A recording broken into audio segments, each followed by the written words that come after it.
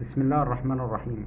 فائدة من الطب القديم عن ابن سينا: إذا كنت تعاني من السعال أي الكحة أو وجود البلغم الكثير على الصدر، فعليك بزيت السيرج، والسيرج هو زيت السمسم، أو عليك بسف السيرج أي أخذ السمسم مطحون.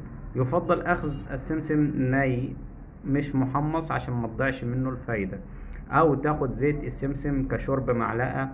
من وقت للتاني هيطلع معاك كل البلغم وهيعالج معاك مشكلة السعال والحساسية الموجودة على الصدر. وهذه فائدة من المجربات الخاصة بابن سينا، وتم تجريبها أو استخدامها وكانت نافعة جدا. السلام عليكم ورحمة الله تعالى وبركاته.